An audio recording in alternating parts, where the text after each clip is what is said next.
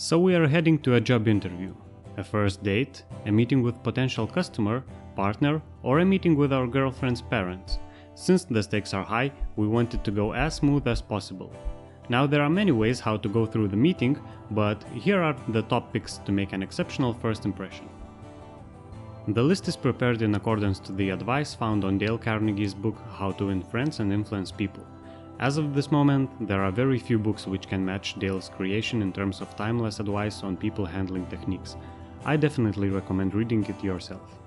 Now back to the topic. First of all, why do we need to make an exceptional impression? The answer is easy. Do we want to land a job or get a big business order placed instead of being considered as one of many candidates? Do we want to get into a relationship with a girl or have a full support from her parents instead of being questioned and discussed after you leave the house?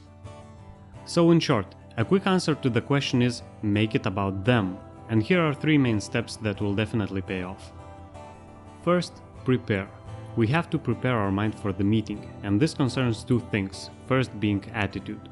We have to admit before the meeting, sincerely to ourselves, that everyone is superior to us in some way. It doesn't matter how good you are at many things, the unvarnished truth is that almost all people you meet feel themselves superior to you in some way. And the sure way to their hearts is to let them realize in some subtle way that you recognize their importance and recognize it sincerely. The second thing is be interested. We have to establish this in our minds, that we will be interested in other people. We will not be interested to speak about ourselves unless specifically asked. We will be interested in what other people has to say. And I mean it literally. Be interested in other person. It's not just making a face, it is encouraging others to speak about themselves. This is the main mistake that many of us do along the way.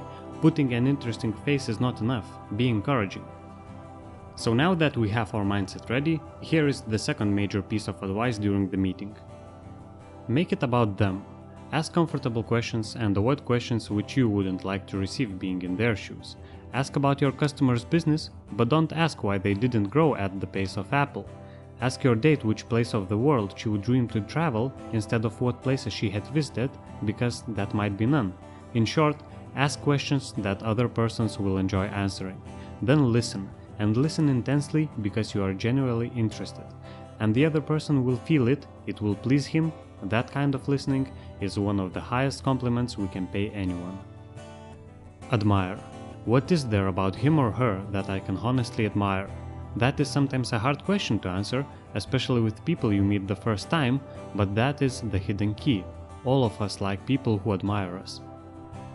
There is one all-important law of human conduct. If we obey that law, we shall almost never get into trouble. In fact, that law, if obeyed, will bring us success, many friends, and constant happiness. The law is this: always make other person feel important. The desire to be important is the deepest urge in human nature. Just like we want the approval of those with whom we come in contact, we want recognition of our true worth. We want the feeling that we are important in our little world.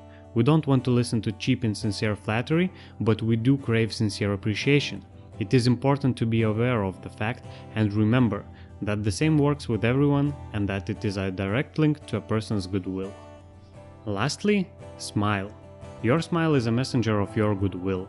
Your smile brightens the lives of all who see it. To someone who has seen a dozen of people turn their faces away, your smile is like the sun breaking through the clouds. Especially when that someone is under pressure from his bosses, his customers, his teachers or parents or children, a smile can help him realize that not all is hopeless, that there is joy in the world. The ancient Chinese were wise a lot, and they had a proverb that you and I ought to cut out and paste into our hats. It goes like this: a man without a smile must not open a shop. A side benefit of smiling is that it actually reduces stress we might have during the interaction. So all in all, action seems to follow feeling. When you are feeling bad, it is almost certain that your actions will not be positive. But in reality, don't use this argument to justify the negative actions, because actions and feeling, they go together. And by regulating action, which is in more direct control of our will, we can indirectly regulate the feeling, which is not. So the next time you will find yourself in a situation where you have to make an impression, remember, be interested in other persons by encouraging them to speak. Listen, because listening is one of the highest compliments we can pay anyone. Admire. Just like you, everyone deserves to be admired, and make the other person feel important. Put a smile on your face in due course, and you will leave the best possible impression it could be. I hope you liked it, guys, and I'm sorry if I expressed my thoughts not as clear as I intended, but please do let me know what I should improve to deliver better videos for you in the nearest future. Please subscribe and don't argue about it.